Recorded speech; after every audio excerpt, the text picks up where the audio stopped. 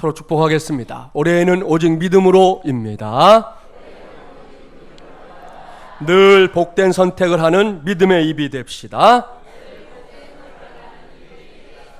할렐루야. 오늘은 솔라피데의 8번째 시간입니다. 오늘은 축복의 마중물이 되기 위해 믿음 위에 서 있는 주님의 교회라는 제목으로 하나님의 말씀을 전하도록 하겠습니다. 지난 주일부터 광고를 하고 있는데요, 다음 주일, 그러니까 8월 27일 주일은 우리 교회가 이 땅에 세워진 지 6년째가 되었음을 알리는 창립 6주년 기념 주일입니다. 지나간 세월 잠깐만 돌이켜봐도 하나님의 은혜가 아닌 게 없습니다. 처음 이 예배당을 임대하기로 하고 공사를 시작할 때만 해도 우리 교회가 어떤 교회가 될지 이런저런 기대는 갖고 있었지만 당장 이렇게 손에 잡히는 것은 하나도 없었습니다. 공사가 막 시작되고 연일 먼지가 풀풀 날리는 중에도 저는 요즘처럼 출근 시간이 되기 전에 이곳에 나왔습니다. 공사와 관련해서 제가 할 수 있는 일이 별로 없었고 마땅히 앉아 있을 곳도 없었습니다. 그런 가운데 이제 일하는 분들에게 필요할 때 음료수 사다 주고 힘을 써야 할 일이 있으면 함께 힘을 써가며 한 달여를 보냈습니다. 그런 뒤에 맞이한 2011년 7월 17일 주일이었습니다. 아직 공사가 다 마무리되진 않았지만 일단 주일 예배를 드리는 것이 좋겠다 생각해서 첫 예배를 드렸습니다. 지금도 그날이 선명하게 기억납니다. 이쪽 벽이 샌드위치 패널을 그대로 드러내고 있었고요, 저와 함께 우리 교회를 세우기 위해 모인 동역자들이 함께 예배를 드렸습니다. 그때 저는 우리 교회를 개척하면서 붙잡게 된 사명 선언문을 이 자리에서 선포했습니다. 주보 일면 상단에 위치하고 있는 그 사명 선언문 말입니다. 교회의 머리는 예수 그리스도이시다. 우리는 그의 몸인 예수의 사람들이 되어 민족과 열방을 구원하고 치유하는 축복의 통로가 된다. 할렐루야. 이제는 저와 여러분이 다 같이 우리 교회의 사명 선언문을 함께 읽어보려고 하는데요, 외우면 더 좋으니까 다음에 또 외우시면 더 좋을 것 같아요. 한번 해볼까요? 교회의 머리는 예수 그리스도이시다. 우리는 그의 몸인 예수의 사람들이 되어 민족과 열방을 구원하고 치유하는 축복의 통로가 된다. 할렐루야. 이 선언문에 명시되어 있는 대로 우리 교회는 이 선교적인 교회가 되기 위해 태동된 교회입니다. 교회 개척을 앞두고 저는 잠시 고민에 빠졌던 적이 있어요. 이미 이 땅에 많은 교회가 있는데 내가 꼭 교회를 개척해야 할 이유가 무엇인가, 이런 고민에 빠진 겁니다. 이 고민을 붙잡고 기도하던 제게 하나님께서 주신 비전이 바로 이 선교적인 교회였습니다. 그러한 확신 때문에 저는 이 땅에 세워져 있는 많은 교회들 중에 또 하나의 교회가 아닌 예수 그리스도의 복음을 통해 민족과 열방을 구원하는 데에 총력을 기울이는 새로운 교회, 선교적인 교회를 세워야 한다는 사명감으로 개척을 한 겁니다. 물론 여전히 부족한 것이 많습니다. 그럼에도 불구하고 첫 예배를 드린 후에 2주일이 지나기도 전에 마중물 전도대 사역을 시작했습니다. 8월 말에는 정식으로 창립 예배를 드렸어요. 그래서 매년 8월 마지막 주일이 창립 기념 주일이 된 겁니다. 첫해 11월에는 가진 것도 없으면서 전도 축제인 예랑제를 처음으로 실시했습니다. 당시에 당장 우리 코가 석자인데 전도 축제를 지금 꼭 해야 하냐? 라는 의구심이 들기도 했었지만 그런 고민도 잠시 저는 선교적 교회가 되고자 하는 그 열망 하나로 예랑제를 감행했습니다. 감사하게도 지금 우리 교회 안에는 첫 예랑제의 열매로 마중물 예람의 가족들이 된 성도들 여럿 있습니다. 다음엔 2012년 여름에는 얼마 전에도 우리 교회가 감당했던 농촌 선교 처음으로 실시했습니다. 사실 이런 사역은 큰 교회들도 잘 하려 하지 않는 사역입니다. 하물며 개척교회 입장에서는 더더욱 그렇지 않겠습니까? 하지만 하나님은 제게 그러한 사역을 감당해야 한다 하는 마음을 주셨고 우리 교회는 기꺼이 그 사역에 뛰어들었습니다. 그때부터 지금까지 매년 농촌 선교는 우리 교회와 성도들에게 복음의 능력을 체험하는 기회가 되고 있습니다. 교회를 개척하고 나서 그렇게 복음을 전하기 위해 몸부림을 치다 보니 어느덧 창립 6주년을 맞이하게 됐습니다. 그 사이에 하나님 우리 교회 위에 부흥의 은혜를 부어주셨어요. 우리의 눈에 이렇게 보이는 현실 말입니다. 요즘 개척이라는 이야기만 나오면 안 된다, 개척하다가 목사가 죽는다, 요즘은 사람들이 개척교회에 눈길도 주지 않는다 등등의 말들이 한국교회 안에서 넘치고 있습니다. 그런데 정말 그렇습니까? 다른 곳은 제가 경험하지 않았으니까 잘 모르겠고요. 우리 교회만 놓고 보면 안 되는 게 아니라 됩니다. 개척하다가 목사가 죽는다 하는데 죽었어요? 보세요. 죽지 않고 버젓이 살아있습니다. 요즘 사람들이 개척교회에 눈길도 주지 않는다 그러는데 우리 교회는 성도들이 직접 전도하거나 인도하는 경우도 있지만 엘리베이터도 없는 이 4층에 자기 발로 찾아와서 예배하다가 등록한 성도들도 많습니다. 지난주 이후에 등록하신 분, 오늘 주보에도 나갔지만 그분도 그렇게 이 지역에 있는 분인데 오셔서 한 달 정도 예배 드리더니 지난주에 등록을 한 거예요.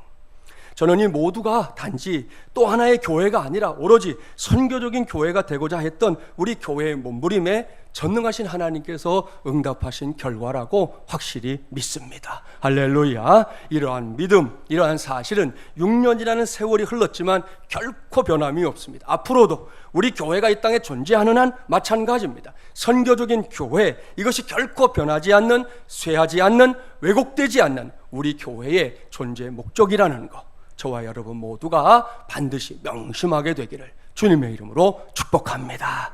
이러한 지난 날들을 떠올리면서 오늘과 창립기념주일인 다음 주일까지 저는 이 교회를 솔라 피데의 관점에서 오직 믿음으로 라는 관점에서 바라보려고 합니다. 이를 위해 오늘 우리에게 주신 하나님의 말씀은 마태복음 16장입니다. 이 말씀은 여러분에게 매우 익숙한 말씀일 겁니다. 예수님께서 빌립보 가이사랴 지방에 들어가셨다 하는 것으로 시작되고 있습니다. 이 우리나라 성경 번역의 역사를 보면 이 대목에서 아주 재미있는 일화가 전해집니다. 이북에서 있었던 일인데요. 한 할아버지가 목사님에게 어느 날 이렇게 물었다는 거죠. 목사님, 예수님께서 개고기를 많이 좋아하셨나 봅니다. 그야말로 뜬금없는 이야기에 목사님이 되물었어요. 네? 할아버지, 이게 무슨 말씀이세요? 여기서 미리 알아둬야 할 것이 있는데요. 이북 사투리로 옆으로 기는 개는 거이라고 하고요, 우리가 집에서 기르는 개는 가이라고 한다는 겁니다. 할아버지가 목사님의 질문에 다시 대답했어요. 성경을 보니까 예수님이 가이를 사러 빌립보까지 갔다고 하는 걸 보니 예수님께서 개고기를 그만큼 좋아하셨다는 거 아닙니까? 그렇게 말하더라는 거죠. 사랑하는 마리물레란 가족 여러분, 무슨 말인지 아시겠죠? 이 가이사랴가 지명인데 할아버지는 가이사랴를 가이사로라고 알아들었던 것이죠. 목사가 이런 고급 정보를 알려줬으니까 아마도 우리 교회 안에는 가이사랴를 모르는 성도들이 향후 없을 거다 생각합니다. 오늘 주신 말씀은 바로 그 가이사랴 지방에서 일어난 일이에요. 예수님께서 제자들을 모아놓은 자리에서 물었습니다. 사람들이 인자를 누구라 하느냐? 예수님의 질문에 제자들이 자신들이 그동안 수집했던 정보를 요약해서 말씀드립니다. 첫째, 세례 요한이라 한다는 겁니다. 이때 세례 요한은 이미 목배임을 당한 뒤였습니다. 그런 세례 요한이 요단강에서 회개의 복음을 전한 것처럼 예수님도 복음을 전한다 하는 소문이 퍼지자 사람들이 생각하기를 세례 요한이 다시 살아난 거 아니냐? 그렇게 생각했다는 겁니다. 둘째, 예수님을 엘리야라고 한다는 겁니다. 구약 성경의 마지막 기록인 말라기 4장 6절을 보면 메시아가 오기 전에 다시 엘리야가 나타날 것이다 예언되어 있는데요. 이 말씀을 기억하고 있던 유대인들이 예수님을 엘리야라고 생각하게 됐다는 거지요. 셋째, 예수님을 예레미야나 선지자 중에 한 사람으로 여긴다는 겁니다.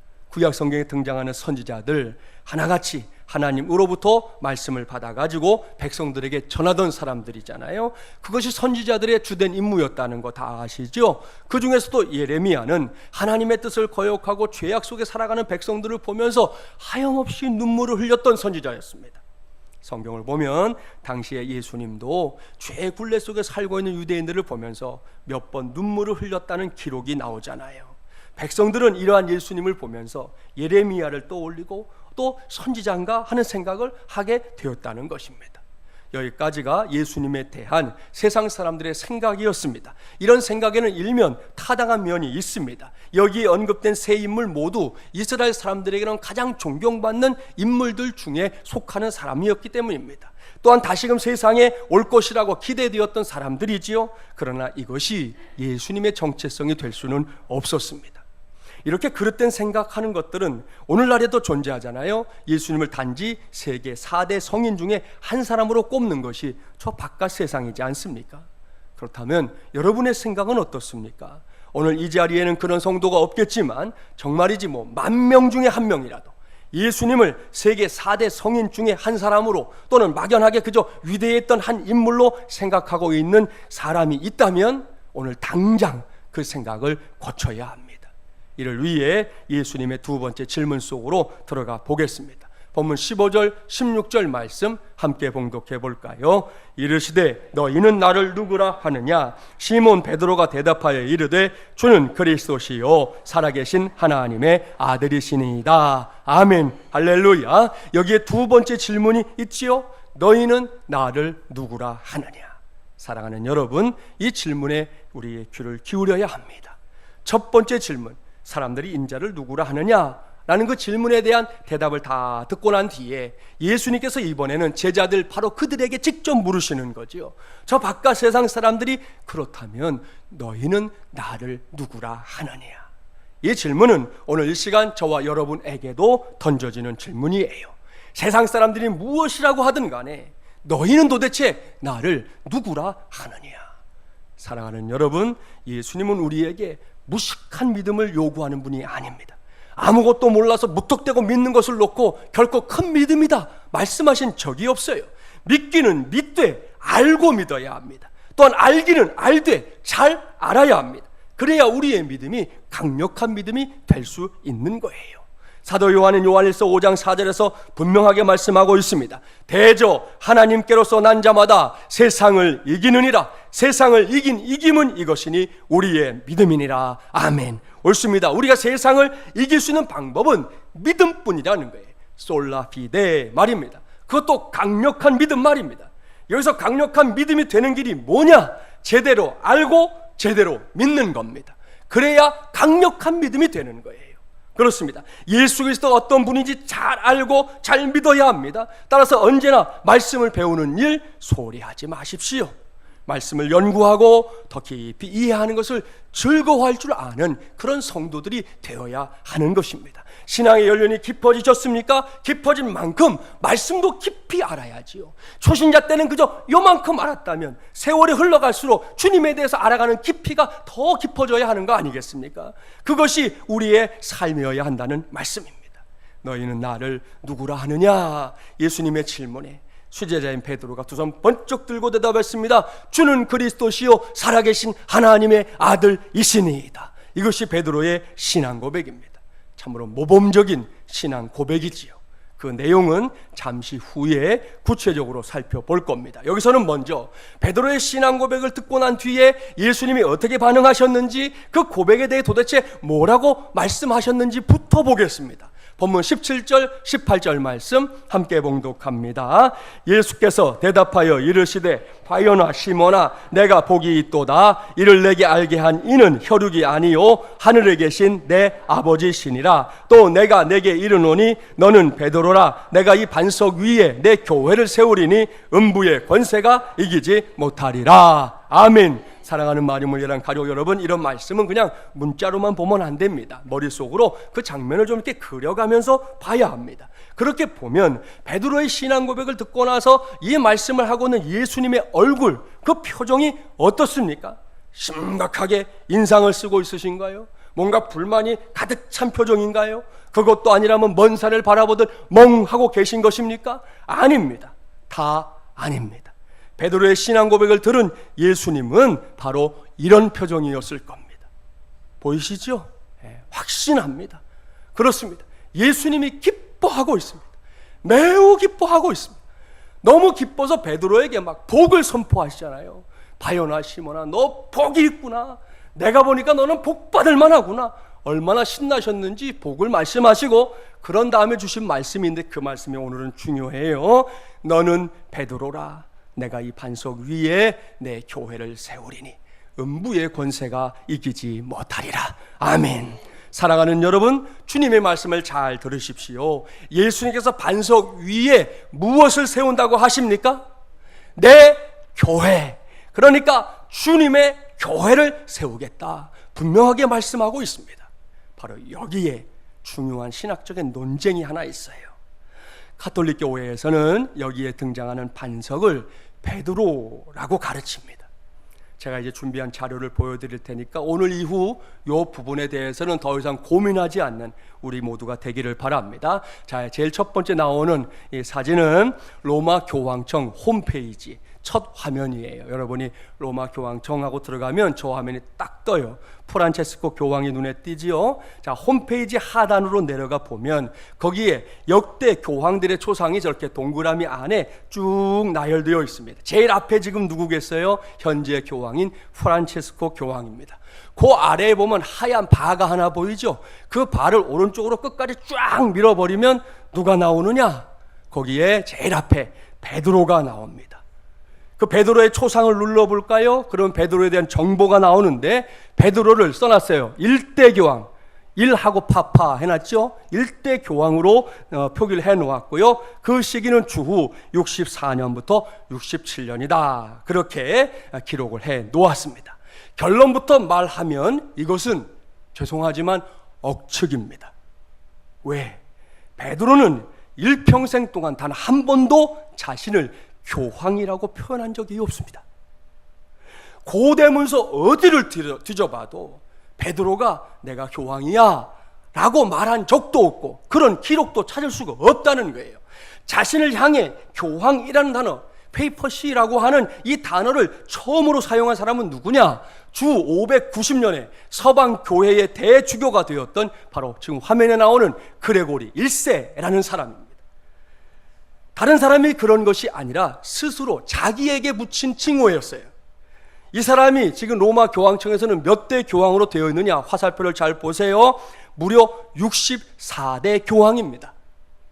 이것은 세계사에서도 얼마든지 확인되는 사실인데요. 자, 베드로로부터 그레고리 1세 이르기까지, 그레고리 1세는 자기가 교황으로 했으니까 빼놓고 63명은 교황청 홈페이지에서는 교황인지 몰라도 실제 역사 어디에서도 세계사를 다 뒤져봐도 단 한 번도 교황인 적이 없었던 사람들이라는 거예요. 교황이라고 불린 적도 없고 교황이라고 인정받은 적도 없어요. 63명이 참으로 기가 막히죠. 이 점에 있어서 개신교회의 신학은 다릅니다. 본문에 등장하는 반석을 베드로의 신앙 고백이다 해석합니다. 문맥을 살펴보면 이것이 바른 해석이에요. 제대로 된 해석이라는 겁니다. 따라서 이 반석 위에 내 교회를 세우겠다는 주님의 말씀은 다른 그 무엇이 아니라 신앙 고백 위에, 달리 표현하면 요즘 우리가 매주 붙잡고 있는 대로 솔라 피데, 그 믿음 위에 주님의 교회를 세우겠다 하는 말씀이 되는 겁니다. 믿습니까? 할렐루야. 이를 전제하고 이제부터는 베드로의 신앙 고백으로 들어가 볼게요. 우리말 성경에 따르면 주는 그리스도시요 살아계신 하나님의 아들이시니이다, 이렇게 번역을 해놨는데요. 헬라어 원어 성경을 보면 주는이라고 하는 주어가 없어요. 당신은 이라고 하는 주어가 있어요. 그러니까 우리말에서는 하나님이나 예수님을 당신이라고 표현하는 게 어렵잖아요. 서양에서는 아무런 문제가 되지 않지만 우리는 어려우니까 성경을 번역하면서 주는이라고 했을 뿐이에요. 따라서 원래 원문대로 우리가 해석을 한다면 베드로의 신앙 고백은 크게 두 가지로 나눌 수 있는 거예요. 첫째, 예수님은 그리스도라는 겁니다. 그리스도가 무슨 의미인지 아시죠? 히브리어의 메시아라는 단어를 헬라어로 번역한 겁니다. 여기서 메시아는 기름 부음을 받은 자, 거룩한 자라는 뜻이잖아요. 한마디로 요약하면 구원자를 의미합니다. 솔라피데라는 주제로 주일 메시지를 시작하면서 단원에서 말씀드렸던 사실이 있었습니다. 그것은 인간이 갖고 있는 문제, 바로 저와 여러분 같은 인간이 갖고 있는 궁극적인 두 가지 문제가 있다 말씀드렸어요. 첫째, 죄가 있다는 겁니다. 둘째, 천국에 들어갈 만한 의가 없다는 것이었습니다. 이것이 인간의 문제입니다. 죄가 있고 의가 없다. 기억나시죠? 그렇습니다. 죄가 있고 의가 있다면 사실 문제될 게 없어요. 내 안에 있는 의로 내 안에 있는 죄의 문제를 해결하면 되기 때문입니다. 그런데 현실은 그렇지 못하다는 거예요. 죄가 있고 의가 없다입니다. 이 엄연한 현실, 이 준엄한 현실 앞에서 인간은 어떻게 하면 죄 용서함을 받고 천국에 들어갈 수 있는 의를 얻을 수 있는 걸까요? 이것이 동서고금을 막론하고 인간이 갖고 있는 가장 근본적인 질문인데요. 이 질문에 대해서 성경은 명확한 대답을 갖고 있습니다. 오직 예수님을 믿으면 하나님이 인생들의 모든 죄를 용서해 주시고 천국에 들어갈 의를 주신다. 할렐루야. 사랑하는 마중물이란 가족 여러분, 이것이 바로 그리스도의 역할입니다. 그렇습니다. 저와 여러분, 우리 모두를 비롯한 모든 인생들, 사방팔방에 죄가 있고 의가 없는, 죽을 수밖에 없는 인생들을 그 죄로부터 건져내서 의롭다 하시고 하나님의 자녀가 되게 하는 것, 그것이 그리스도의 사역이고 능력입니다. 또한 이 땅에서의 모든 수고 마치면 영생의 나라인 저 천국으로 들어갈 수 있도록 그 길을 활짝 열어주신 것, 그건 역시 그리스도의 사역이고 능력이에요. 베드로는 이것을 확실하게 믿었습니다. 그리고 그 믿음을 지금 주님 앞에서 그대로 고백하고 있는 것입니다. 이제는 우리 차례입니다. 교회는, 우리 마중물이란 교회는 이러한 신앙 고백 위에, 이러한 믿음 위에 세워진 교회인 줄 믿습니다. 그 사명을 어떻게든 잘 감당하기 위해 지난 6년을 최선을 다해 숨가쁘게 달려왔습니다. 여기에 우리 교회의 이름 중에 한 부분인 마중물의 역할이 있습니다. 펌프로 물을 길어 올리는 데 꼭 필요한 것이 마중물 한 바가지라는 거, 우리 교회 성도들은 다 알잖아요. 그렇습니다. 우리 교회는 이 세상 속에서 축복의 마중물로 쓰임받기 위해 세워졌습니다. 그 쓰임 중에 으뜸은 예수님을 그리스도로 온 세상에 알리는 겁니다. 바로 얼마 전에도 우리 교회는 그 사명을 감당하기 위해 장렬하는 한여름의 햇볕과 치열하게 싸웠습니다. 그 현장으로 우리 모두가 함께 가보도록 하겠습니다.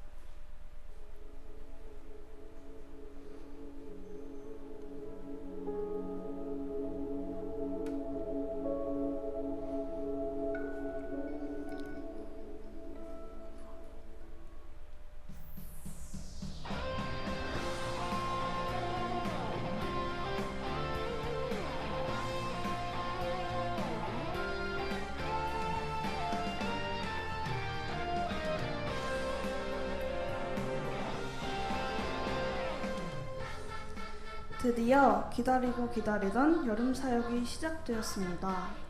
작년에는 정규인 수련회로 잠깐 쉬었는데요. 다시금 새로운 마음으로 예수님의 마음을 갖고 그분의 눈이 머무는 곳 가평 복성교회로 떠납니다. 도착과 함께 주방팀의 헌신과 섬김으로 만들어진 저녁 식사를 모두가 함께 맛있게 먹었습니다. 함께 모여서 식사하는 모습이 참 보기 좋네요.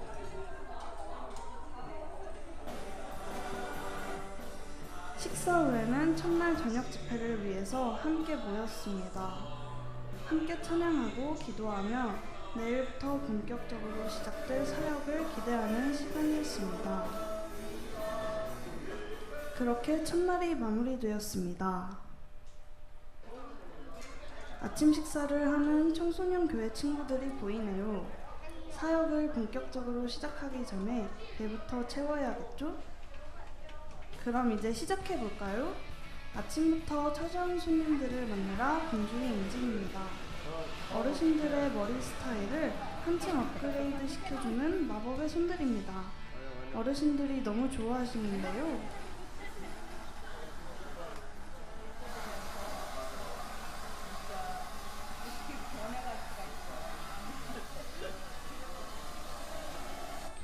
다음은 도배팀입니다.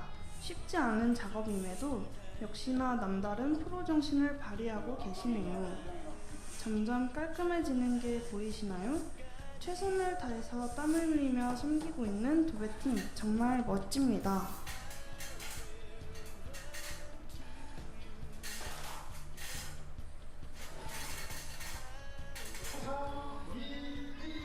다음은 어린이교회 여름성경학교 현장입니다. 참 즐거워 보이는데요. 말씀을 배우고 말씀 안에서 함께 성장하는 모습이 참으로 보기 좋은 것 같습니다.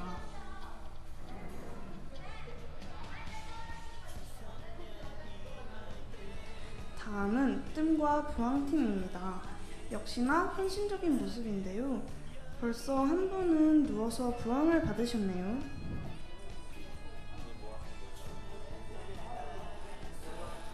다음은 수지팀입니다.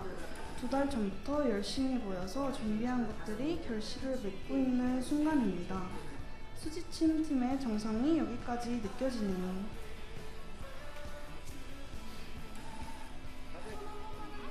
다음은 청소년 교회로 갑니다. 어르신들을 만나러 즐겁게 떠나는 친구들. 하나둘씩 마을 회관으로 들어갑니다.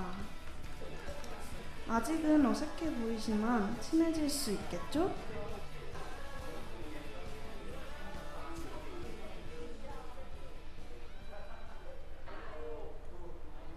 모든 사역을 마친 뒤에는 말씀 앞으로 함께 모입니다.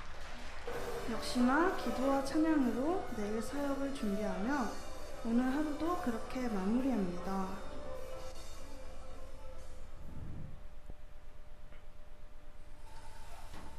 역시나 아침부터 주방팀은 바쁩니다.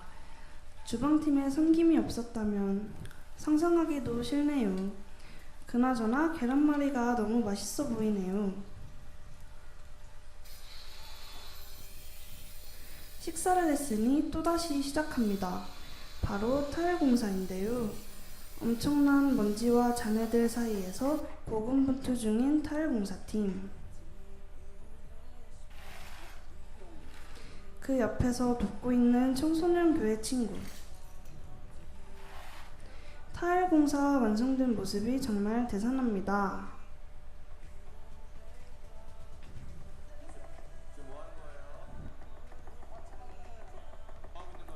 청소년 교회는 오늘 만날 어르신들을 위해 화채를 만들고 있네요. 조금은 더 친해진 모습이네요. 윷놀이도 하고 있군요. 확실히 어제보다는 덜 어색한 모습입니다.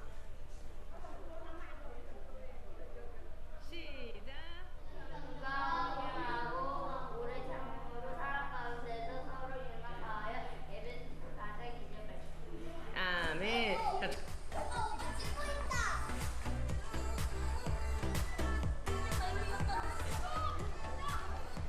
오늘 어린이 교회는 기대하고 기다리던 물놀이를 갔습니다. 정말 신나게 놀고 있는데요.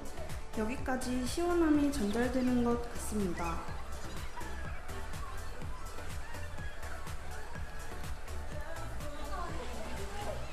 청소년 교회도 함께 와서 놀고 있네요.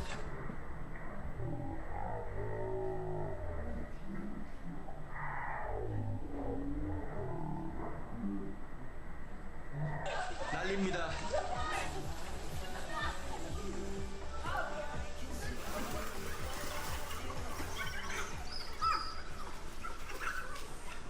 더운 날씨에도 여전히 도배팀은 사역에 최선을 다합니다. 오늘은 페인트 칠을 하고 있네요. 역시나 프로들이 모이면 다른 것 같습니다.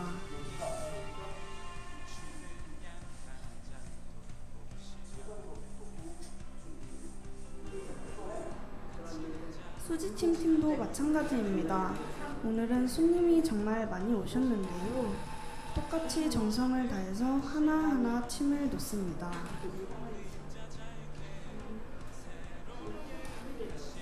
보안과 뜸으로도 역시나 마음을 다해 섬깁니다. 오늘도 여전히 사역 후에는 함께 모여 예배합니다.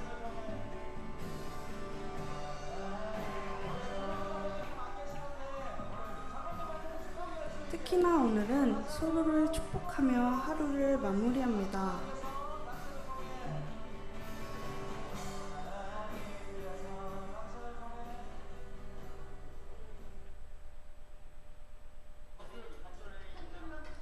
대망의 마지막 날. 오늘은 마을 잔치가 있는 날이니만큼 든든하게 밥을 먹습니다. 특별히 오늘은 청소년 교회가 주방팀을 도와서 열심히 설거지 중이네요.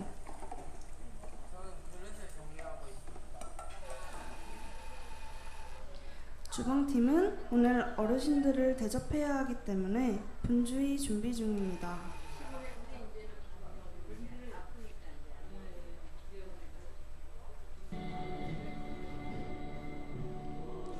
드디어 마을 잔치가 시작되었습니다. 첫 순서는 워십팀의 몸 찬양과 부채춤으로 아름답게 시작되었습니다.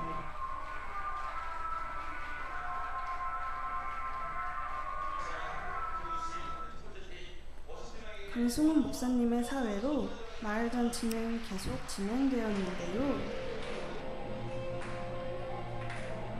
이번에는 어린이 교회 순서이네요.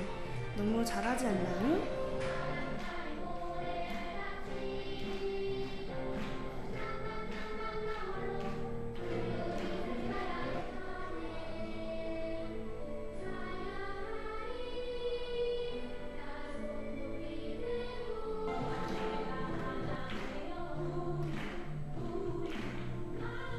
이번에는 조금 더 큰 청소년 교회 친구들 순서네요. 역시나 잘하는 것 같습니다.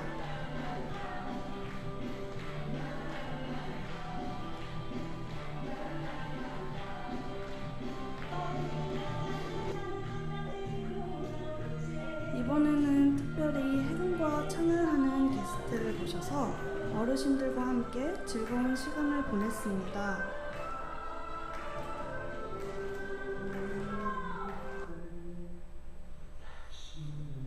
청소년 교회 친구들의 십자가 행진으로 어르신들에게 예수님의 희생을 보여드리기도 했습니다.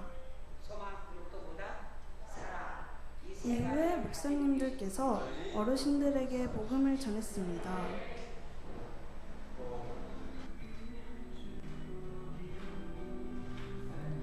마지막으로 수화를 통해서 우리는 어르신들에게 예수님의 사랑을 전달했습니다.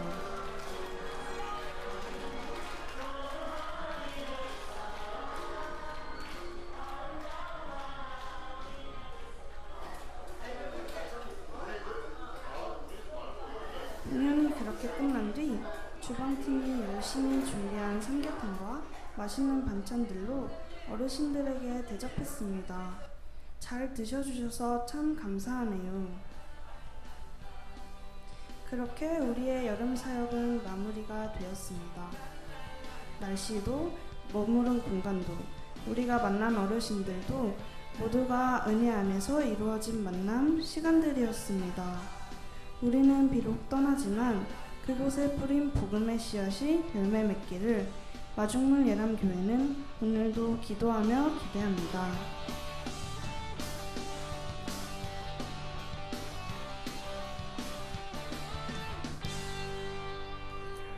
하나님께 감사와 영광의 박수 돌리겠습니다.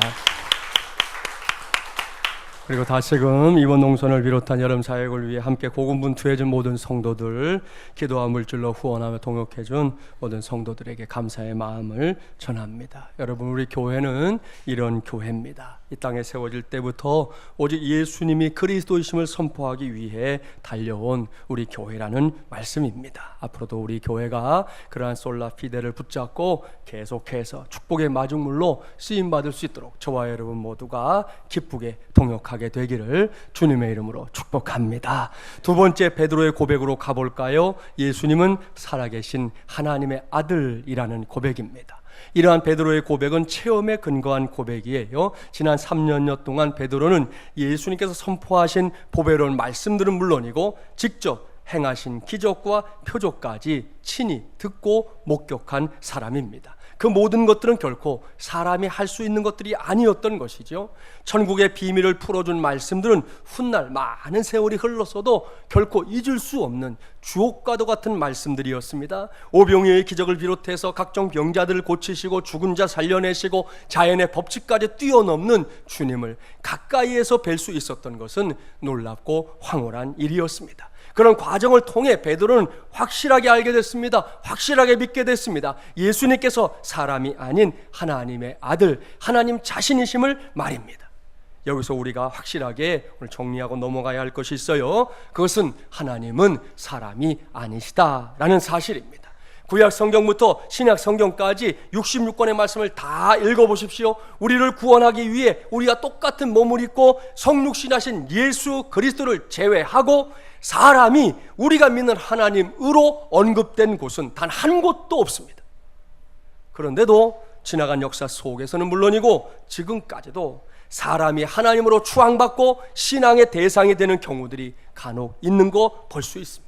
한국교회를 들쑤셔 놓았던 신천지의 이만희는 분명히 사람이에요. 더군다나 얼마 있지 않으면 세상을 떠날 나이도 많이 먹은 노인입니다. 그런데 신천지에서는 이 사람이 영생불사한다는 거잖아요. 하나님이다 라는 겁니다. 기가 막힐 노릇, 코가 막힐 노릇입니다. 이런 말들에 예수님을 모르는 사람들이 넘어가는 것도 어처구니가 없지만 오랜 세월 동안 정상적인 신앙생활하고 교회에서 멤버십을 가지고 살았던 사람들이 심지어 목사나 전도사들까지도 넘어가는 경우가 있다고 하니 이게 기가 막힐 노릇 아니냐는 거예요. 이만이만이 아닙니다. 이 땅의 이단과 사이비들 가운데 자신이 하나님이다 주장하는 사람들이 적지 않습니다. 하나님의 교회 안상홍을 비롯해서 최근에는 이제 국내에서도 문제가 됐지만 뉴질랜드에서 문제를 일으키고 있는 JMS 정명석에 이르기까지 내가 하나님이다 라고 말하는 사람들이 있다는 겁니다. 여러분, 그렇게 말하는 곳은 결코 진리가 있는 곳이 아닙니다. 오직 예수님만이 하나님의 아들이고 하나님 자신인 줄 믿습니다. 우리 교회가 이 시대 속에서 축복의 마중물이 되어 쓰임받아야 할 또 하나의 영역이 바로 이것입니다. 하나님의 아들이요 하나님 자신이신 예수님을 전하고 또 전하는 것 말입니다. 이를 명심하고 이 진리가 필요한 사람들에게 나아가서 예수님을 전하고 또 전하는 저와 여러분 우리 교회가 되기를 주님의 이름으로 축복합니다. 말씀을 마무리합니다. 오늘 저는 여러분과 함께 창립 6주년 기념주를 앞두고 우리 교회가 어떠한 솔라피데 위에 세워진 교회인지 말씀을 쭉 살폈습니다. 사람의 이름이 아무런 생각 없이 지어진 것이 아니듯 교회의 이름도 그렇습니다. 오늘 저는 마중물이람교회라는 우리 교회의 이름 가운데 마중물에 대해, 그것도 축복의 마중물이 되는 길에 대해 하나님의 말씀을 전했습니다. 예수님을 향해 주는 그리스도시요 살아계신 하나님의 아들이십니다 라고 믿음으로 고백했던 그 베드로의 고백, 이제는 우리 모두가 붙잡게 되기를 바랍니다. 그리고 그 진리를 전하고 또 전해서 죽어가는 영혼들을 구원의 길로 인도하는 것, 이것이 진정한 축복의 마중물이 되는 길이라는 걸 확실하게 믿을 수 있는 저와 여러분이 되기를 바랍니다. 그러한 솔라피데로 오늘도 하나님을 크게 기쁘시게 하는 저와 여러분 그리고 우리 마중물이란 공동체가 되기를 주님의 이름으로 간절히 축원합니다. 기도합시다.